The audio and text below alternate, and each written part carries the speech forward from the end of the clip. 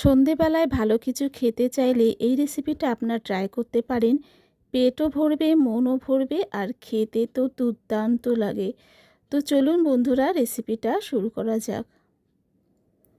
এই রেসিপি করার জন্যে আমি একটা পাত্রে 1 কাপ নিয়ে নিলাম ময়দা, আর সাথে দিয়ে দিলাম নুন আর অল্প করে সাদা তেল। এই ময়দা আমি ময়ান দিয়ে দেব, তো সেই জন্যে তেলটা দিলাম। তো শুকনো ভালো করে মেখে নিচ্ছি, আর মাখতে মাখতে যখন দেখবেন যে একটু দলা মতন পাকি আসছে, তখনই বুঝবেন যে ময়দাটা ময়ান দেওয়া হয়ে গেছে। এবার আমি অল্প অল্প জল দিয়ে একটা সফট ডো তৈরি করে নেব। একবারে বেশি জল দিতে যাবেন না, তাতে অনেকটা নরম হয়ে যাবে।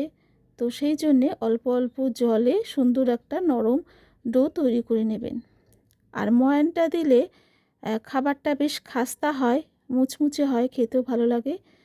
তো সেই জন্যে ময়ানটা অবশ্যই দেবেন। তো এখানে দেখুন আমি খুব ভালো করে ময়দাটাকে মেখে নিলাম। একটা সুন্দর একটা সফট ডো তৈরি হয়ে গেছে। এবার এই ময়দা আমি কিছুক্ষণ ঢাকা দিয়ে রাখছি। এই ফাঁকে একটা স্টাফিং তৈরি করে নেব। তার জন্যে প্যানে অল্প করে সাদা তেল দিয়েছি, তাতে দিয়ে দিলাম রসুন কুচি। রসুনটা সামান্য একটু ভাজা ভাজা হবে, তারপর আমি এতে দিয়ে দিচ্ছি পেঁয়াজ কুচি। একটা বড় সাইজের পেঁয়াজ আমি দিয়ে দিলাম। পেঁয়াজটাকে এরকম লম্বা লম্বা করে কাটা, আর সাথে দিয়ে দিচ্ছি নুন আর হলুদ। এবার পেঁয়াজটা আমি হালকা করে নেড়ে চেড়ে নেব। হালকা করে পেঁয়াজটাকে আমি নেড়ে চেড়ে নিলাম। এবার এতে আমি দিয়ে দিচ্ছি আলু। আলুটাকেও ঠিক যেমন আলু ভাজা করে ওরকম সরু সরু করে কেটে নিতে হবে। আর সাথে দিয়ে দিলাম কাঁচা লঙ্কা কুচি। এবার সব কিছু ভালো করে মিশিয়ে নিতে হবে। আলুটাকে একটু ভাজা ভাজা করে নেব। আর আলুটা নরম করার জন্যে কিছুক্ষণ ঢাকা দিয়ে রাখবো, তাতে আলুটা তাড়াতাড়ি ভাজা হয়ে যাবে আর সেদ্ধ হয়ে যাবে।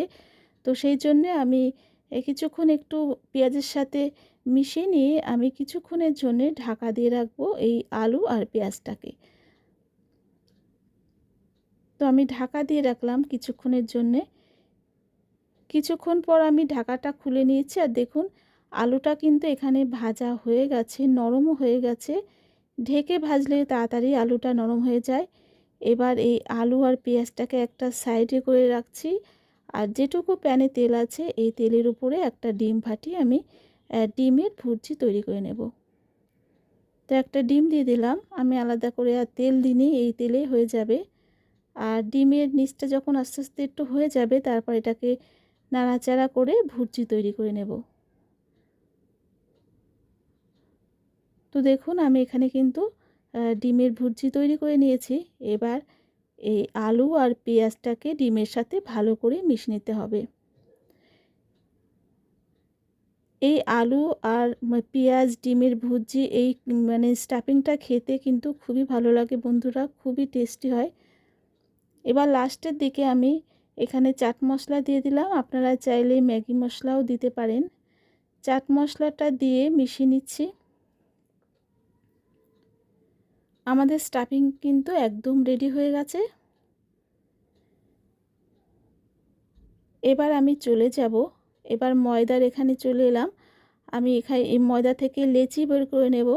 তো সেই জন্য এরকমভাবে লম্বা করে পাকিয়ে নিচ্ছি, আর এর থেকে লেচি বের করে নিচ্ছি। বেশি বড় সাইজের লেচি হবে না, আবার বেশি ছোট সাইজের লেচি হবে না। লুচির থেকে একটু বড় সাইজের লেচিগুলো করে নেব। সবগুলো একই সাইজ যাতে হয় সেরকমভাবে করে নিচ্ছি।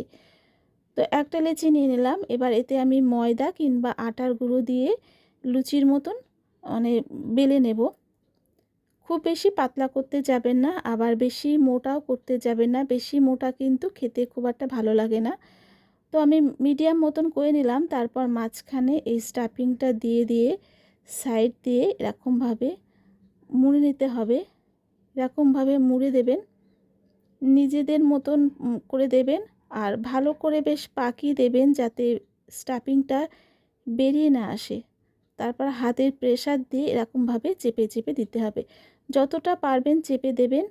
তারপর আমি একটা নাইফের সাহায্যে এরকমভাবে দাগ দাগ করে ডিজাইন করে দিচ্ছি। এটা আপনারা চাইলে দিতেও পারেন, আবার নাও দিতে পারেন। দেখুন হয়ে গেল। আরেকটাও আমি আপনাদেরকে বানিয়ে দেখাচ্ছি। মাঝখানে স্টাফিংটা দিয়ে সাইড দিয়ে এরকম মুড়ে নিতে হবে। মুড়িয়ে নিয়ে পুরো গোল পাকিয়ে নেবেন। পুরটা একটু বেশি করে দিলে খেতে কিন্তু খুবই ভালো লাগে। তো এবার আমি হাত দিয়ে ভালো করে চেপে চেপে দিচ্ছি।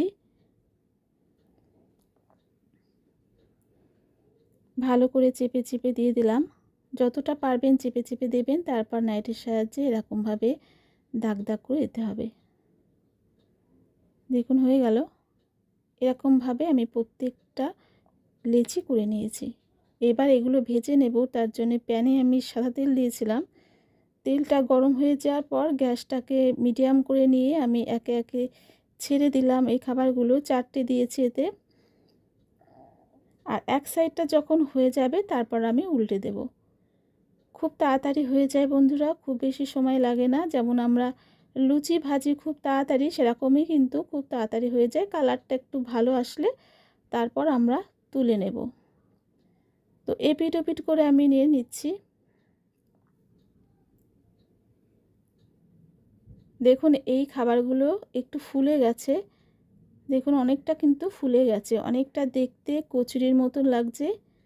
খেতে দুর্দান্ত লাগে বন্ধুরা, আপনারা বাড়িতে অবশ্যই ট্রাই করবেন, খুবই ভালো লাগে খেতে। তো এইগুলো হয়ে গেছে। এবার আমি তেল থেকে ভালো করে তেলটাকে ঝরিয়ে নিয়ে তুলে নিচ্ছি। আমি এই ভাজাগুলো কিন্তু খুব একটা বেশি তেলে ভাজছি না, অল্প করে তেলেই ভাজছি। আপনারা চাইলে ডিপ ফ্রাই করতে পারেন। তো এগুলো তুলে নিলাম তেল থেকে ভালো করে তেল ঝরিয়ে। আর বাকিগুলো আমি একইভাবে ভেজে নেব। তো দেখুন এই খাবারগুলো খুব সুন্দর একটা কালার চলে এসছে। এবার আমি এইগুলো তুলে নিচ্ছি। খুব তাড়াতাড়ি হয়ে যায় বন্ধুরা ভাজা। দেখুন কতটা ফুলে গেছে খাবারগুলো।